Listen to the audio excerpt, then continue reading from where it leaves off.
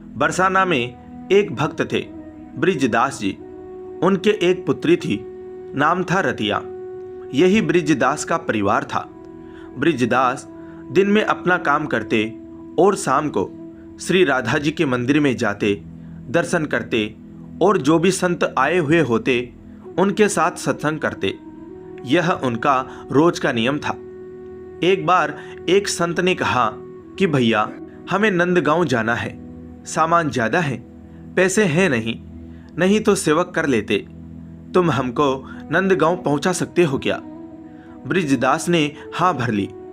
बृजदास ने कहा कि गर्मी का समय है, सुबह जल्दी चलना ठीक रहेगा, जिससे मैं 10 बजे तक वापस आ जाऊं। संत ने भी कहा कि ठीक है, मैं 4 बजे तैयार मिलूंगा। बृजदास ने अपनी बेटी से कहा कि मुझे एक संत को नंदगांव पहुंचाना है, समय पर आ जाऊंगा, प्रतीक्षा मत करना।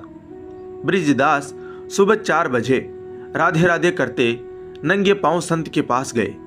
संत ने सामान बृजदास को दिया और ठाकुर जी की पेटी और बर्तन स्वयं उठा लिए। रवाना तो समय पर हुए, लेकिन संत को श्वास रोग था। कुछ दूर चलते फिर बैठ जाते। इस प्रकार नंदगांव पहुंचने में ही 12 बज गए। बृजदास ने सामान रखकर जाने की आज्ञा मांगी। संत ने कहा कि जून का महीना है, 12 बजे हैं, जल पी लो, कुछ जल पान कर लो, फिर जाना। बृजदास ने कहा कि बरसाने की वृष भानु नंदिनी नंदगांव में ब्याई हुई है, अतः मैं यहां जल नहीं पी सकता। संत की आंखों से अश्रुपात होने लगा। कितने वर्ष पुरानी बात है, कितना गरीब आदमी है, पर दिल कितना ऊंचा है। बृजदास वापिस राधे राधे करते रवाना हुए। ऊपर से सूरज की गर्मी, नीचे तपती रेत। भगवान को दया आ गई। वे भक्त बृजदास के पीछे पीछे चलने लगे। एक पेड़ की छाया में बृजदास रुके और वहीं मूर्छित होकर गिर पड़े।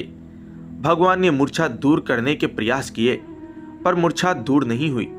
भगवान ने विचार किया कि मैंने अजामिल, गिद्ध, गजराज को तारा, द्रौपदी को संकट से बचाया, पर इस भक्त के प्राण संकट में हैं, कोई उपाय नहीं लग रहा है।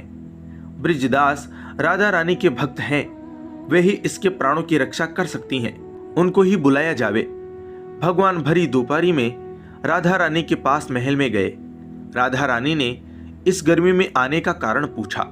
भगवान भी पूरे मसखरे हैं। उन्होंने कहा कि तुम्हारे पिताजी बरसाना और नंदगांव के डगर में पड़े हैं, तुम चलकर संभालो।